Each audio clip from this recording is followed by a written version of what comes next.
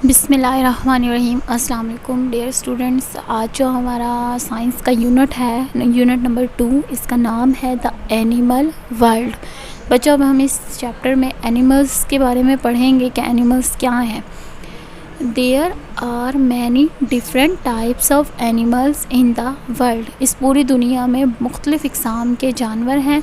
They have different shapes, colour and size. और इसके अलावा इनकी मुख्तलिफ़ शेप है, मुख्तलिफ़ कलर है और इनका मुख्तलिफ़ ही साइज़ है। आपको देखता है कि कुछ जानवर जो हैं वो बहुत छोटे हैं, कुछ जानवर बहुत बड़े हैं, यानी जानवर जो हैं वो मुख्तलिफ़ टाइप्स के हैं। सम लीव ऑन लैंड। इतना ही नहीं बच्चों, कुछ जानवर जो हैं वो ज़मीन पे रहते हैं। Some in water and some spend most of their time in the air. इतना ही नहीं कि कुछ ज़मीन पे रहते हैं, कुछ पानी में रहते हैं और कुछ अपना ज़्यादातर टाइम एयर यानी हवा में गुजारते हैं। जी, अब एनिमल्स की करैक्टरिस्टिक और एनिमल्स जो लैंड पे रहते हैं, जो वाटर में रहते हैं, जो एयर में होते हैं, उन सब के बारे में हम डिटेल से टॉपिक बाय टॉपिक देखेंगे। हमारा जो फर्स्ट टॉपिक है वो ये है कि एनिमल्स ऑन लैंड, यानी लैंड पे कौन से एनिमल्स रहते हैं। आप देखें कि humans and many other animals leave on land. Humans यानी इंसान और दूसरे बहुत से जानवर जो हैं वो ज़मीन पे रहते हैं। अगर हम इनकी एग्जांपल देखें तो आपको ये सामने टाइगर दिख रहा है। Tiger leave on land, tiger ज़मीन पे रहता है। Dogs leave on land, dogs भी ज़मीन पे रहते हैं। Horses leave on land, horses भी ज़मीन पे रहते हैं। और भी बहुत सारे एग्जांपल्स हैं जो हम दे सकते हैं। जी, ये वो जानवर हैं जो कि ज़मीन पे रहते हैं। अब हमने इनकी एग्जांपल्स देखनी है, जो कि मज़ीद आगे भी एग्जांपल्स हैं, हम देखते हैं वो। जी बच्चों, आपने देखें कि horses, tiger, humans, dogs, cats और बहुत सारे जानवर हैं जो कि ज़मीन पे रहते हैं। लेकिन अब हम इसमें ये देखेंगे कि वो किस तरह ज़मीन पे रहते हैं, यानी उसकी क्या क्या करैक्टरिस्टिक हैं जिसकी वजह से वो ज़मीन पे रहते हैं। जी, आ जाइए देखते हैं। Land animals have bodies that help them to live on land. बच्चों, लैंड एनिमल्स यानी ज़मीन पे रहने वाले जानवरों की कुछ इस तरह बॉडी होती है कि वो ज़मीन पे रहने पे उनकी मदद करती है। फर्स्ट क्या चीज़ है? Most land animals have legs to help them move on land. बच्चों, लैंड एनिमल्स यानी ज़मीन पे रहने वाले जानवरों की ज़्यादातर टांगें होती हैं। टांगें इस तरह होती हैं कि उनको वो ज़मीन पे जो है वो चलने और फिरने, भागने, दौड़ने में, मूव करवाने में मदद देती हैं। बच्चों, आप लैंड एनिमल्स जो भी देखते हो आप उसकी टांगें देखोगे, जिसकी वजह से वो ज़मीन पे भागता है, दौड़ता है और चलता है, फिरता है। जी, एक तो ये करैक्टरिस्टिक है कि उनकी लेग्स होती हैं। नेक्स्ट पे आइए। Most land animals have hair और fur to keep them warm when it get cold on land. बच्चों, लैंड एनिमल यानी ज़्यादातर ज़मीन पे रहने वाले जानवरों के हेयर होते हैं, यानी या तो उनके बाल होते हैं या फ़र। हेयर का मतलब बाल और फ़र का मतलब बच्चों यहाँ पे खाल यानी स्किन। यानी कुछ जानवरों के जो इनके बाल नहीं होते उनकी स्किन होती है। बच्चों, इस तरह उनके या बाल या उनकी स्किन, जब भी उन्हें सर्दी लगती है तो इस तरह उसके बाल और उनकी स्किन उन्हें जो है वो गर्म रखती है और इस तरह उनके ये हेयर और फर उनकी बॉडी को यानी मदद देते हैं। इस तरह एक तो उनकी करैक्टरिस्टिक ये है कि उनकी लेग होती है, टांगें होती हैं, और दूसरी ये है कि उनके हेयर होते हैं या फर होते हैं जिसकी वजह से वो अपने आप को प्रोटेक्ट ये रखते हैं। बच्चों, ये थी दो करैक्टरिस्टिक लैंड एनिमल्स की। अच्छा, अब मैं आपको यहाँ पे एक इम्पॉर्टेंट पॉइंट भी बताती चलूँ कि कौन सा एनिमल स्लोअर है। हम टर्टाइल स्लोअर है या स्नेल? बच्चों, इसका आंसर है स्नेल इज़ स्लोअर। स्नेल के आगे आपको मैं पिक भी दिखाऊंगी कि स्नेल जो है वो स्लोअर एनिमल है, यानी ये बहुत आहिस्ता चलता है। टर्टाइल्स कहते हैं कछुए को, कछुए से भी ज़्यादा आहिस्ता है स्नेल। जी, आगे आ जाइए बच्चों। अभी तक हमने टॉपिक में लैंड एनिमल्स यानी ज़मीन पे रहने वाले जानवरों को पढ़ा है, लेकिन अब जो हमारा टॉपिक है उसमें है एनिमल्स इन वाटर यानी पानी में रहने वाले जानवर। अब हम उनको देखेंगे। Not all animals leave on land. तो सारे एनिमल्स ज़मीन पे ही नहीं रहते, बल्कि सम लीव इन वाटर, कुछ पानी में भी रहते हैं। जैसे कि हम इसकी एग्जांपल देख सकते हैं। Fish leave in water. आपको फ़िश नज़र आ रही है, फ़िश पानी में रहती है, जबकि ये अर्थ या फिर लैंड पे सरवाइव नहीं करती, बल्कि ये वाटर में सरवाइव करती है। ऑक्टोपस। बच्चों, ऑक्टोपस आपको पिक में नज़र आ रहा है, ये भी वाटर में रहता है। ईल्स भी आपको बच्चों पिक में नज़र आ रही है, ये भी वाटर में सरवाइव करती है। फ़िश, ऑक्टोपस, ईल्स, इसके अलावा बहुत से ऐसे दूसरे जानवर हैं जो कि पानी में सरवाइव करते हैं। बच्चों हमने वाटर एनिमल्स देख लिए हैं, फ़िश, ऑक्टोपसेस, ईल्स और भी बहुत सारे एनिमल्स हैं जो व्हेल, डॉल्फिन्स वगैरह जो उस पानी में सर्वाइव करते हैं। अब बच्चों हम ये देखते हैं कि उनकी बॉडीज़ फ़िश की कैसे ऐसी बॉडीज़ है जिसकी मदद से वो पानी में सांस भी लेते हैं और पानी में रहते भी हैं और पानी में सर्वाइव भी करते हैं। अब हम ज़रा वो देख लेते हैं। बच्चों आपको यहाँ पे फ़िश की पिक नज़र आ रही है, इसमें आप देख सकते हैं ये जो पर की तरह फ़िश के हैं, जिसमें मैं आपको भी ये निशान भी बता रही हूँ। बच्चों ये जो है ना, ये फ़िश के फिन्स होते हैं, जिन्हें अगर हम उर्दू में कहें पर होते हैं। बच्चों ये फिन्स जो हैं बच्चों पानी में फ़िश को तैरने में मदद देते हैं। फ़िश जो है वो इनकी मदद से पानी में स्विमिंग करती है, तैरती है। बच्चों अब हम आ जाते हैं ये गिल्स। ये आपको ब्राउन कलर की शेप इनर पार्ट जो है वो फ़िश की बॉडी का दिख रहा है, इसको हम गिल्स कहते हैं। बच्चों गिल्स जो होते हैं, गलफड़े जिसे हम उर्दू में बोलते हैं, ये बच्चों ब्रीथिंग यानी फ़िश को सांस लेने में मदद देते हैं, जिसकी मदद से पानी के अंदर फ़िश सांस लेती है। बच्चों गिल्स की मदद से फ़िश सांस लेती है, फिन्स की मदद से जो है फ़िश जो है वो तैरती है पानी में। आ जाइए अपनी रीडिंग की तरफ। Water animals have bodies that help them to live in water. Water animals की ऐसी बॉडी होती है जिसकी मदद से वो पानी में रहती है। Many animals that live in water have fins to help them swim. बच्चों अभी हमने फिन्स के बारे में देखा है कि फिन्स की मदद से जो है वो जानवर तैरते हैं, जैसे कि फ़िश जो है वो अपने फिन्स की मदद से पानी में तैरती है। Many water animals have gills to help them breathe. बच्चों अभी हमने गिल्स के बारे में पढ़ा, ब्रीथ अंडर वाटर, कि गिल्स की मदद से फ़िश जो है वो उस पानी के बिल्कुल नीचे तक अंडर वाटर यानी पानी की गहरी सतह तक भी सांस ले सकती है।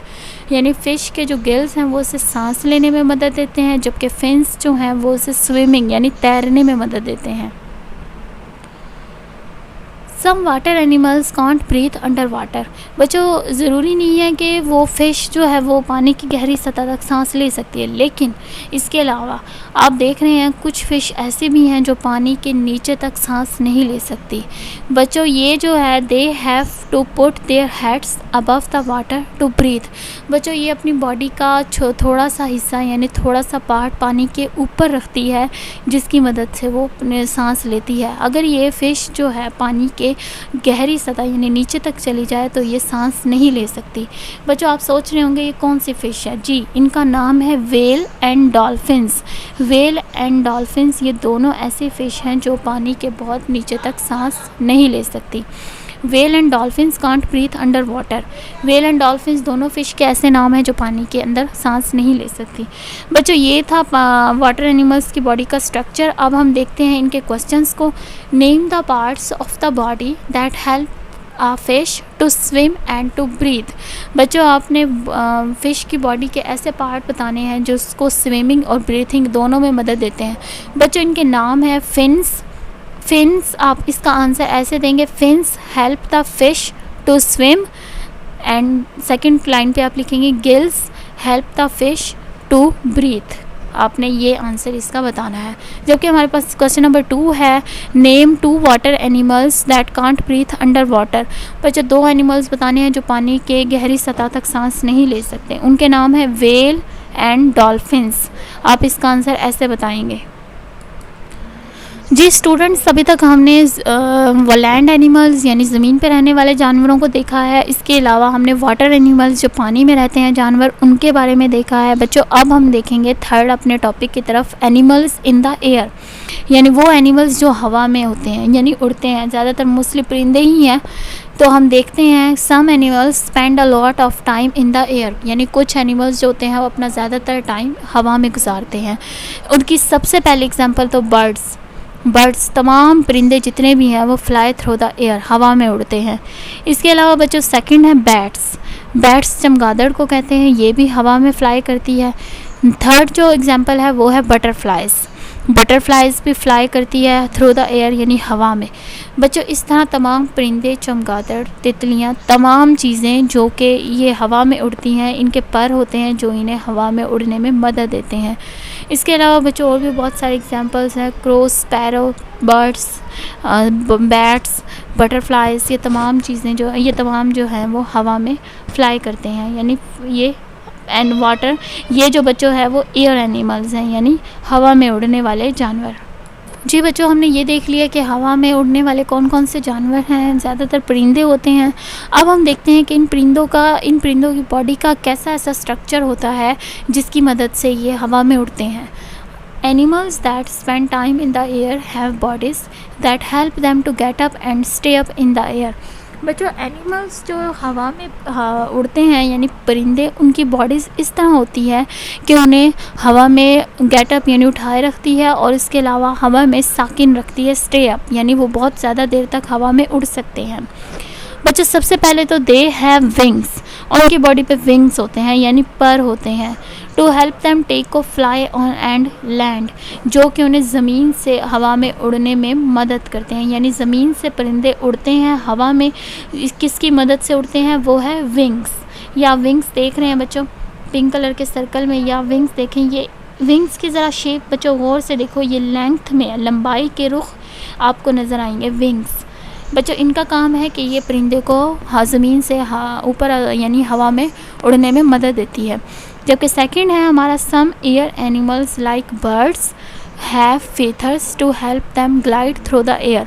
जबकि कुछ हवा में उड़ने वाले परिंदों में से जैसे कि फीथर्स, बच्चों विंग्स के बाद परिंदों के फीथर्स होते हैं जो कि उन्हें हवा में फड़फड़ाने में मदद देते हैं, जिसकी मदद से परिंदे फड़फड़ाते हैं। अब फीथर्स आप बच्चों यहाँ पे ग्रीन कलर के सर्कल में देखें।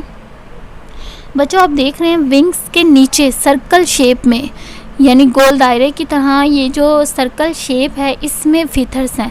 बच्चों, विंग्स के पीछे होते हैं फीथर्स। विंग्स और फीथर्स दोनों जो हैं वो परिंदों को उड़ने में मदद देते हैं। विंग्स ज़मीन से ऊपर हवा में उड़ने में मदद देते हैं, जबकि फीथर्स जो हैं वो परिंदों को हवा में फड़फड़ाने में मदद देते हैं। बच्चों, थर्ड पॉइंट्स हैं दे हैव बीक्स। बच्चों, परिंदों की चोंच होती है। आप देख रहे हैं यहाँ पे बीक्स ब्लू कलर के सर्कल में। To help them pick up grains and seed to eat. जी बच्चों, जो ये परिंदों की चोंच होती है वो उन्हें खाने में, पिकअप ग्रेन्स यानी दाना दुन का चुगने में, और सीड वगैरह यानी बीज वगैरह जो परिंदे खाते हैं उन सबको खाने में मदद देती है।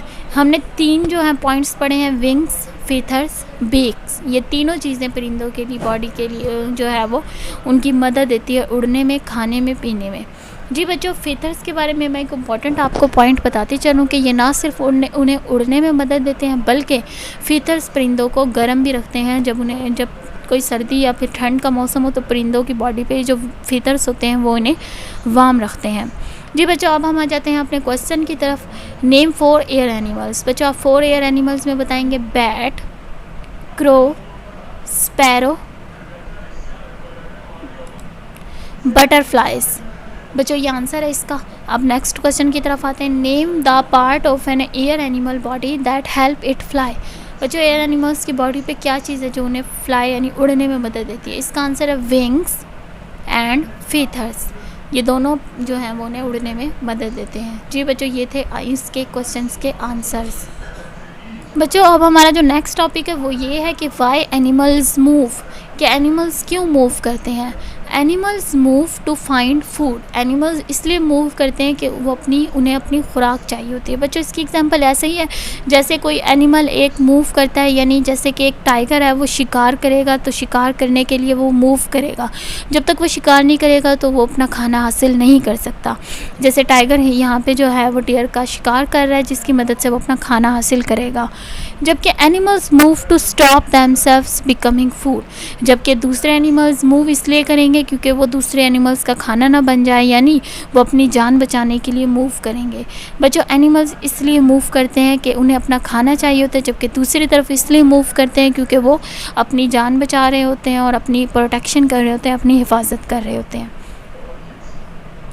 बच्चों, एक चीज़ यहाँ पे ये भी देख लें कि स्लो एनिमल जो हैं वो कौन से हैं। Slow animals can not move quickly so they need something to keep them safe. बच्चों, स्लो एनिमल जो हैं वो तेज़ी से भाग नहीं सकते, तो उन्हें कुछ ना कुछ बॉडी पे उनकी अल्लाह ताला ने ऐसा बनाया हुआ है जिसकी मदद से वो अपनी प्रोटेक्शन करते हैं। बच्चों, this porcupine has sharp needles to stop other animals getting too close.